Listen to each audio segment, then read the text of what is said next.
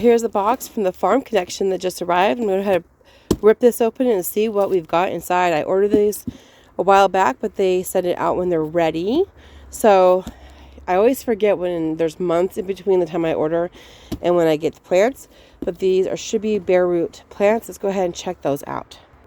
So here is what we have in the package. It doesn't look spectacular, but that's normal for bare root plants. A lot of people get bare root plants and then they're like, what the heck are these sticks in here? So this is how bare root plants usually look when you get them in the mail. They're not full of foliage. They're just waking up now. So I got here 2 bare root pawpaws, 2 bare root persimmons. Those are American persimmons. 1 bare root black cherry. 2 bare root American plums. Sub for smaller size. Difference refunded. Okay, so I had ordered the 3 to 4 foot one. They gave me a smaller one, and then apparently are giving me a partial refund. And then 2 of 2 service berries and 2 Washington hawthorns, which actually I also got several of these from a native plant sale. And I was just planting one of these yesterday and put 2 more back in water to hold until I'm ready for them. So apparently I got 2 more Washington hawthorns. Probably don't need that many. I might end up selling them or planting them on a non-buildable property that we have in the family. So those hawthorns definitely do have thorns. You can see them here. They're very thorny, but they're great for wildlife. So here we go. Let's go ahead and pop this open. Oh, and they also included this inspection notice that this was actually inspected and hopefully free of any kind of pests. I did recently see from the Oregon State University, they put out this message about those really invasive worms, the jumping worms.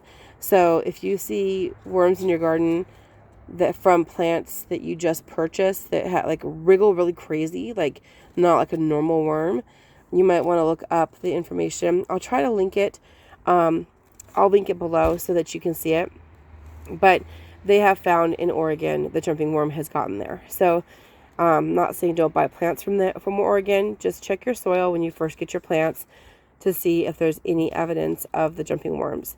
Apparently they make the soil too aerated, like to a bad extent, and they also somehow are harmful to other native earthworms. So I'm going to do more research on it as well. But if you look at your local extension office for your big ag college in your state, they will have information about the jumping worms. They include some information, which is nice. A lot of places don't include any information on what to do with your plants. I did this so many times I don't really need it, but a lot of people do. If you're a new gardener, make sure you read the information that they've included for you. They might have some really specific information about the plants that you got, so look at it. It says plants were dipped in worm castings and kelp tea before the journey. That's so nice. Thank you. So they had their little spa treatment, getting dipped in worm castings and kelp tea. There you go, girls. I got you. So a lot of people would think, oh, this is a garbage bag. This is really important. If a place sends you your bare root trees without something plastic to keep it wet and damp, your roots might be as dry as the top part, and then it's hit or miss on whether they're going to survive. If you get your plants and they're really dry, the roots are really dry, soak them in some water for a couple of hours before you plant them. That does tend to help. But sometimes if they're completely dried out, then there's usually nothing you can do. So I always give things a chance, even if it looks like there's nothing you can do, because sometimes you're surprised. I one time had a grapevine that was like dead. It wasn't dead, but it looked like it was dead. My husband was about to throw it away, and I said, nope. I put it in a pot and watered it every day during the summer, and it came back, and now it's doing very, very well. So give things a chance. Okay, let's get this out of here. This is so nice of them. They individually wrapped the roots. A lot of times places will just throw them in together, and then the roots are just this tangled mess. What I'm going to do right now, I'm going to do it off camera because I've got plans today, but this bag, I'm going to fill this up with water up to here, and then later I'll start planting them. That way I can just make sure that they're not going to die while I'm gone.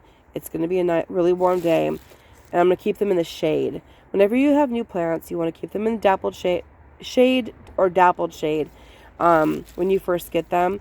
Otherwise, they could experience a lot of trauma, especially like new cuttings and things that are bare root. I don't like to put them out directly in the sun. So I'm going to fill this up with water, go about my day, and then be right back with you when I'm planting these up. I'm going to get them a little bit damp. This is my little work area by the water. I got all these containers to fill up with water too, but I want to get the roots nice and wet. And you can see I have all those other plants left over from the native plant cell. I planted a lot of them, but I bought just so many. And as long as those hawthorn thorns didn't rip the bag, they should be watertight. You can see it is. So I'm going to fill this up with water and keep those roots nice and wet, and then I can plant them this weekend.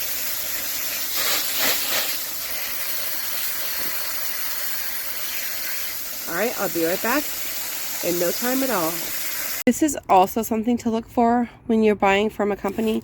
This was on the outside of the package, and it just shows you that it's licensed, and this is from the North Carolina Department of Agriculture. So this company is really legit. It has all the documented paperwork for the plants, that they were inspected, and that this was not going to this order is not going to harm my garden or introduce pests and disease into Washington State. So it's important when going across state lines that you don't drive a really loud vehicle. I mean, just kidding. That you don't have a really obnoxious, loud motor, but also that you don't introduce disease and pests into the garden. So I'm really happy with this company, and this was the Farm Connection. So yeah, check them out. I got some plants for them. It was a really good deal, comparatively speaking. So I'm pleased so far. Oh my gosh, I spoke too soon, because as soon as I said, hope the hawthorn thorns don't rip the bag, it did. So I plugged the hole with my thumb, and I ran and grabbed a pickle bucket from Firehouse Subs. And I think Firehouse Subs is a really good company. My son told me recently, I don't know what they do. They actually donate money to a charity. Maybe it's the fire department. I'm not sure. But anyway, they're a really good company, and they also sell their pickle buckets. Now, I've only ever been able to get one, because every time I've gone there, they've already been sold. But it sure does smell like pickles, and I dented the container, unfortunately. But it's fine. So this is going to hold the water while I have other things to do, and I'll come back to this later. So I didn't put any holes in it, so this is a water bucket right now. My plan was to buy a bunch of these Firehouse pickle buckets and make a vertical garden out of them, or make a bucket garden. I have a Home Depot bucket garden in the back. I'll link the video in the description and in the comments. Last year I did pretty much a whole video on it before. So you can garden in a bucket. Now, I wouldn't use these for like really large plants, and I wouldn't plant more than one thing in it. But like if you're planting kale or like a collard green or something like that, or maybe a couple little flowers, that would be totally fine. And otherwise, I like to have some containers that have a little bit more soil, but that's another story. These are going to do just great, and I can see new growth on these. I'm really, really happy. I'm really happy. So, American Persimmon. Now, American Persimmon also is the astringent kind that has to be really ripe. If you're thinking about the Japanese persimmon, the Fuyu persimmons and things like that, those you can eat like still hard, and they don't dry your mouth out. But these are the American persimmons. And I do have that as Fuyus as well. But I wanted lots of Americans. Got to keep it native as much as possible. And then, of course, I do whatever I want. So I grow everything. But I also do grow natives. And you should too. I'll see you soon.